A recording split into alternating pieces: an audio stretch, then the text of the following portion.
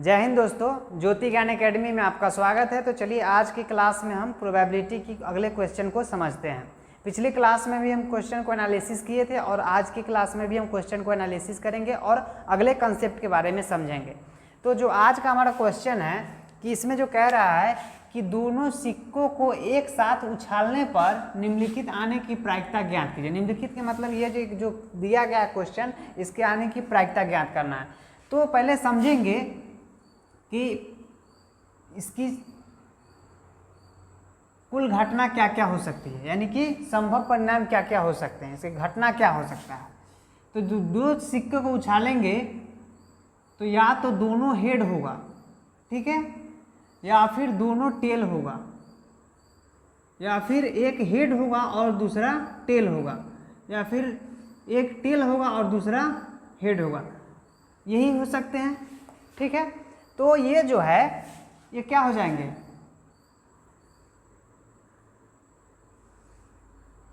कुल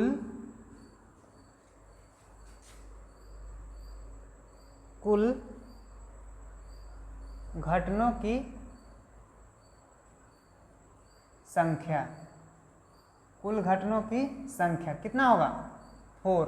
कुल घटनों की संख्या कितना हो जाएगा, 4। 1 2 3 4। कुल घटनों की संख्या 4 होगा। अब हम जानेंगे कि प्रोबेबिलिटी की जो फॉर्मूला होती है हमें, ये क्या होती है,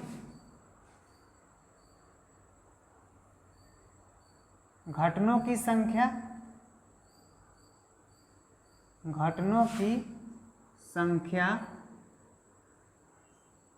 बाई कुल घटनों की संख्या, घटनों की संख्या बाई कुल घटनों की संख्या, कुल घटनों की संख्या। यही है फॉर्मूला और इसी पे हमको एनालिसिस करना है इसको। तो पहला जो क्वेश्चन करा है कि कम से कम एक पट हो, तो एक बात समझ लीजिए कि पट और चित इसमें बड़ी कन्फ्यूजन होता है। तो जो हेड होता है, हेड को बोलते हैं हम लोग चित बोलते हैं। क्या बोलते हैं, चित। और जो टेल होता है इसको बोलते हैं पट। ये ध्यान रखिएगा, ठीक है। तो इसमें जो पहला क्वेश्चन कर रहा है कि कम से कम एक पट हो, तो यानी कि कम से कम एक टेल हो। 2 है तो और अच्छी बात है, और 1 है तो इस क्वेश्चन तो दिया ही गया है कि कम से कम एक टेल हो। तो इसमें तो दोनों हेड है और इसमें दोनों टेल है। इसमें एक टेल एक हेड है, इसमें एक टेल और एक हेड है, और इसमें टेल नहीं है, यानी कि इसमें पट नहीं है। तो 1 2 3, यानी कि इसका जो घटना होगा कि पहला का घटना जो होगा, कुल घटना यानी कि घटनों की संख्या 3 और बाई कुल घटनों की संख्या 4। तो इसका राइट जो आंसर हो जाएगा ये होगा। और जो दूसरा हमारा कह रहा है कि दोनों चित नहीं हो, दोनों चित नहीं हो, यानी कि दोनों हेड नहीं हो, दोनों हेड नहीं हो। तो इसमें एक ही बार है, इसमें हेड नहीं है, ठीक है, अब बाकी सारा में हेड है। इसमें भी हेड है, इसमें भी हेड है, इसमें भी हेड है, ठीक है। दोनों हेड नहीं हो तो इसकी जो प्रायिकता होगी 3/4 आंसर होगा।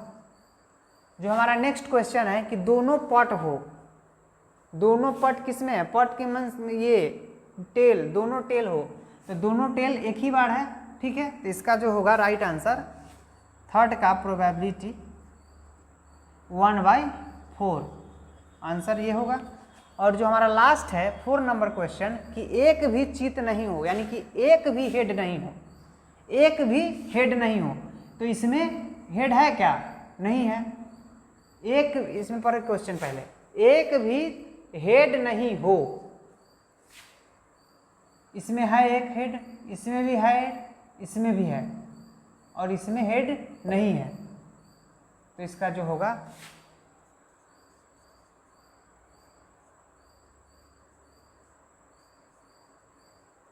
इसका होगा राइट आंसर, हेड नहीं है, 1/4 आंसर। तो इसको नोट कर लीजिए। एक बार और समझते हैं इसको कि दोनों सिक्कों को एक साथ उछालने पर निम्न आने की प्रायिकता ज्ञात करना है। तो क्या क्या आ सकता है, तो इसमें दो सिक्कों को जब उछालेंगे तो इसका घटना होगी जो प्रायिकता हो सकती है, यानी कि जो फोड़ होगा, यानी या दोनों हेड होगा या फिर दोनों टेल होगा, या फिर वो पहला हेड होगा दूसरा टेल होगा, या फिर दूसरा टेल होगा और पहला हेड होगा, इसी तरह, है ना। और इसका जो प्रोबेबिलिटी की जो फॉर्मूला होती है कि घटनों की संख्या बटे कुल घटनों की संख्या, जो इसमें पहला क्वेश्चन कर रहा है कि कम से कम एक पट हो, तो पहले चित और पट में हम डिफरेंस समझेंगे। तो चित और पट में जो डिफरेंस है कि हेड मीन्स होता है चित और टेल मीन्स होता है पट। तो इसमें कम से कम एक पट हो, यानी कि कम से कम एक टेल हो, और दोनों हो तो और अच्छी बात है। तो टेल जो है इसमें है क्या, नहीं है, तो ये तो बिल्कुल नहीं होगा। इसमें है टेल, इसमें भी टेल है, इसमें भी टेल है, तो 3/, कुल घटना 4, तो इसका राइट आंसर 3/4। और ये जो हमारा है कि दोनों चित नहीं हो, यानी कि दोनों हेड नहीं हो, तो इसमें है हेड और इसमें हेड है क्या, नहीं है, इसमें भी हेड नहीं है, इसमें भी हेड नहीं है, तो क्या होगा, इसका राइट आंसर जो हो जाएगा 1 2 3, 3/4। इसमें कह रहा है दोनों पट हो, यानी कि दोनों टेल हो, तो एक बार है टेल, दोनों टेल है, तो इसका 1/4। इसमें कह रहा है एक भी चित नहीं हो, यानी कि एक भी चित नहीं हो तो क्या होगा, टेल होगा ना, एक भी चित नहीं, इसमें है क्या, एक भी चित नहीं है, तो इसका क्या हो जाएगा 1/4। तो इसका राइट आंसर यही होगा, इसको नोट कर लीजिए। और हम अगले कंसेप्ट के बारे में समझते हैं।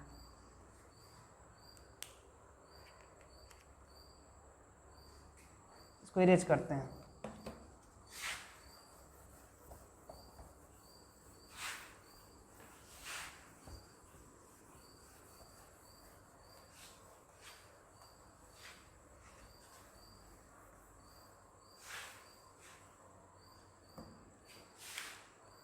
इसमें कुछ ध्यान रखने वाली बात यह है कि पहले इसको लिख देते हैं, उसके बाद आपको हम समझाते हैं।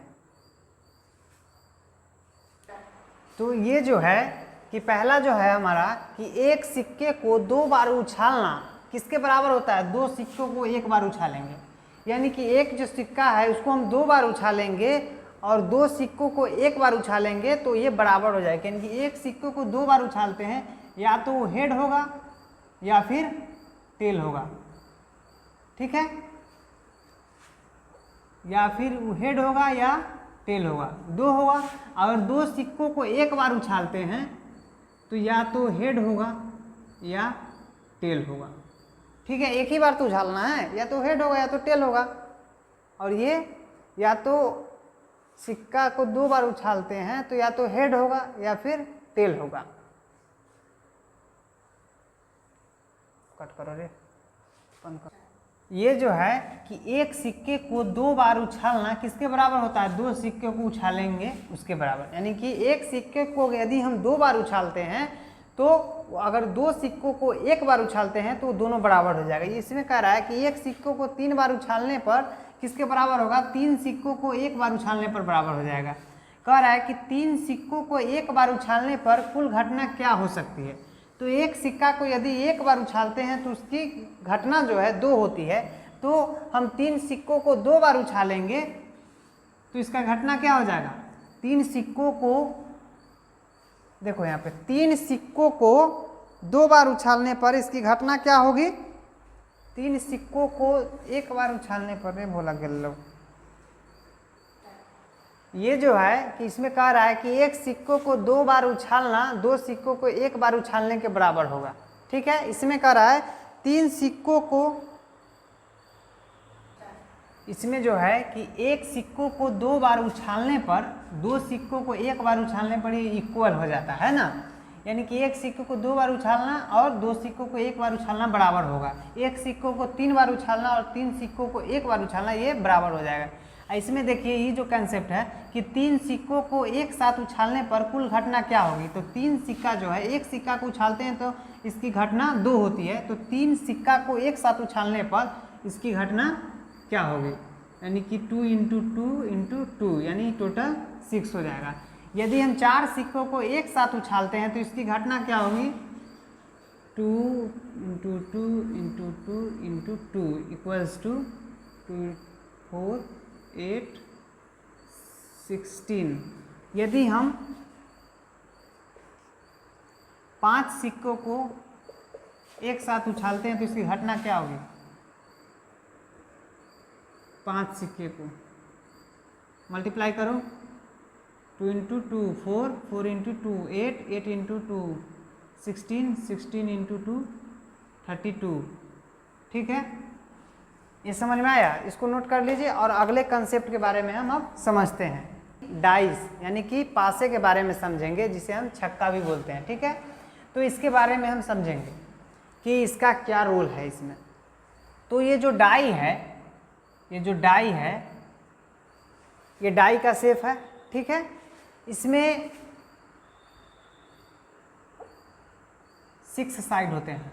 जो इसका साइड है कितने होते हैं? 6 होते हैं। फर्स्ट, इसके अपोजिट सेकेंड, थर्ड, फोर्थ, ऊपर 5th, नीचे 6th। तो ये जो है 1 जो पॉइंट रहता है, एक बिंदु यदि रहता है तो 1, इसी तरह 2 3 4 5 6। तो एक पासे जो है, जो पासा है, एक पासे में कुल घटना जो है 1 2 3 4 5 6, यानी कि कुल घटना हो गया हमारा 6। अब जो है इसमें एक पासे में प्राकृत संख्या वाला घटना क्या हो सकता है, ये क्वेश्चन ऑब्जेक्टिव में पूछा जाता है। तो एक पासे में प्राकृत संख्या वाला घटना क्या हो सकता है? तो सबसे पहले हम जानेंगे कि नेचुरल नंबर होता है क्या। तो गिनती की संख्या जो भी होती है उसे हम नेचुरल नंबर बोलते हैं। ठीक है, 1 2 3 4 इनफाइनाइट। तो इसकी प्राकृत संख्या वाला घटना क्या हो सकता है? तो इसमें जो होगा 1 भी होगा, 2 भी होगा, 3 भी होगा, 4 भी होगा, 5 भी होगा और 6 भी होगा। तो इसका जो है ये घटना कितना हो गया? 6।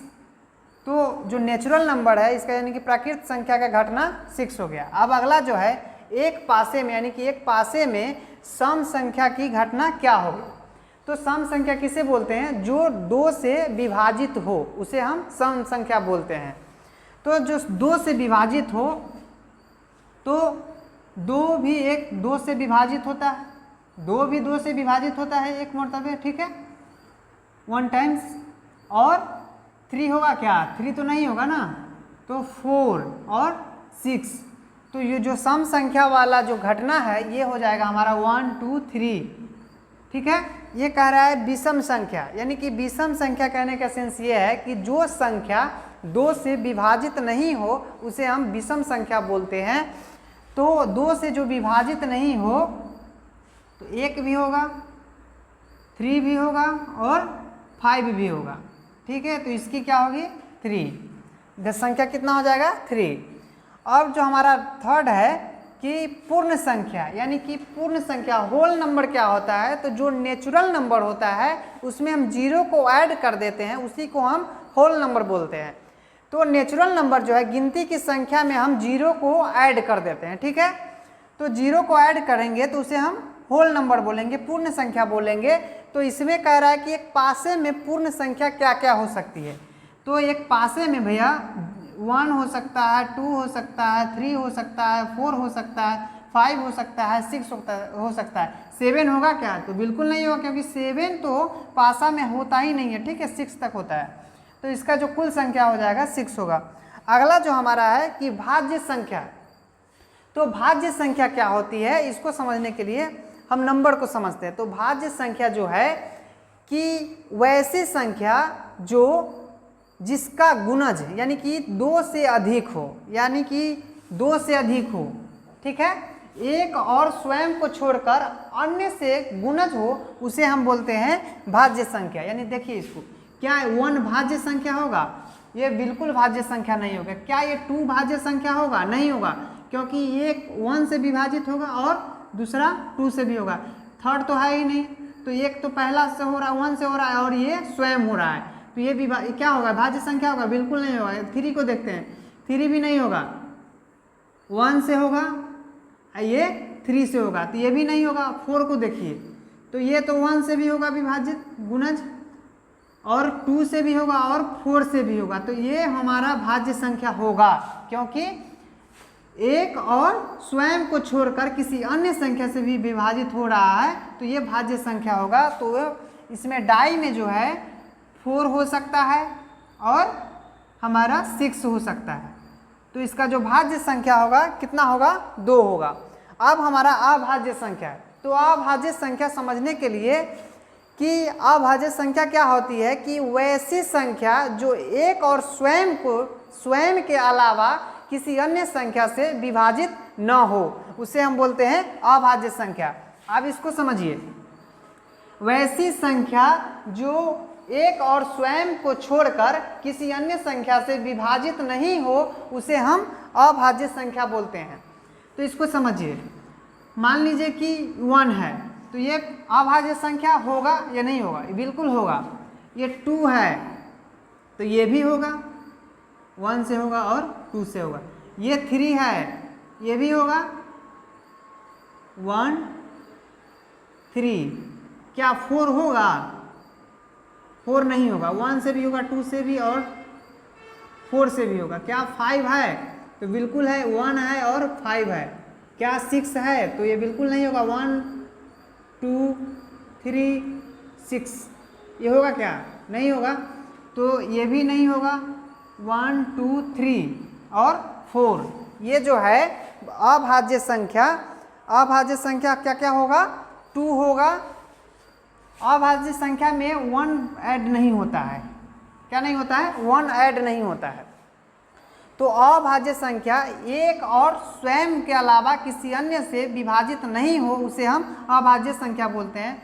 तो 2 1 से हो रहा है, 2 से हो रहा है, तो ये होगा। 1 से हो रहा है, 3 से हो रहा है, 3, तो ये भी होगा। 1 से हो रहा है, 5 से हो रहा है, तो हो जाएगा हमारा 2 3 और 5, यानी कि 2 3 और 5। ये क्या हो जाएगा? अभाज्य संख्या। ठीक है। अब हम इसमें समझेंगे कि पासे में, इसमें मान लीजिए अगर कोई हमसे पूछे कि 4 से बड़ी संख्या वाला घटना कौन कौन हो सकता है, तो ध्यान रखेंगे कि 4 से बड़ी संख्या वाला घटना कौन कौन हो सकता है। तो इसको देखिए, 4 से बड़ी यानी कि 4 से बड़ा लेना है, तो 5 हो सकता है, एक 6 हो सकता है, तो इसकी घटना क्या होगी? 2 होगी। अब 3 से छोटी यानी कि 3 से छोटी अगर यदि लेंगे हम, तो क्या ले सकते हैं? या तो हम 2 ले सकते हैं, 1 ले सकते हैं, 2 ले सकते हैं। 3 से तो छोटा लेना ही है, तो ये इसका भी 2 आंसर होगा। ठीक है। अब हम आगे समझते हैं।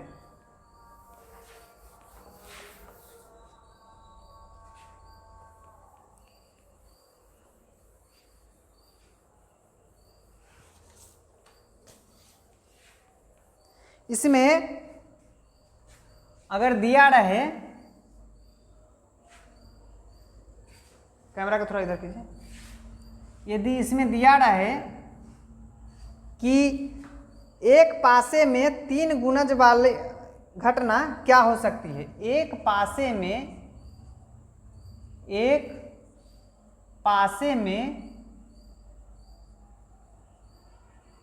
3 गुणज वाली घटना, एक पासे में 3 गुणज वाली घटना। तो एक पासे में 3 से जो गुणज होगा वो क्या क्या हो सकता है? तो पहला कि 3 हो सकता है, 3 × 1 3 से गुणज होगा, और हमारा 6 हो सकता है। तो कुल घटना हो गया 2। अगला जो हमारा है कि एक पासे में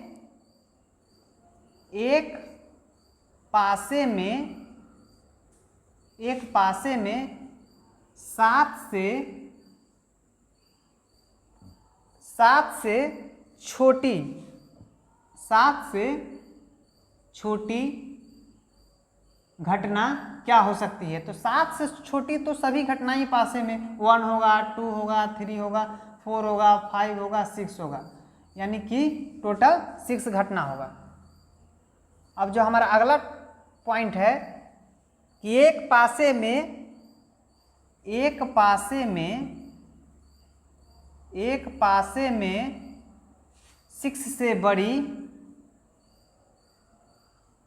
से बड़ी घटना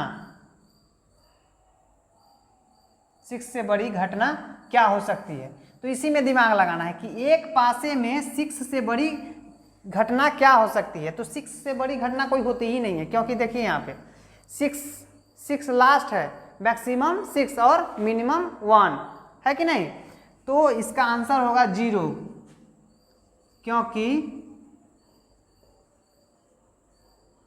क्योंकि पासे में 6 से अधिक कोई संख्या नहीं होती है। पासे में 6 से बड़ी कोई संख्या नहीं होती है, तो इसको नोट कर लीजिए। और बाकी हम क्वेश्चन को एनालिसिस करेंगे नेक्स्ट क्लास में, क्योंकि बड़ा जब वीडियो होगा तो आप भी उबेंगे। जय हिंद।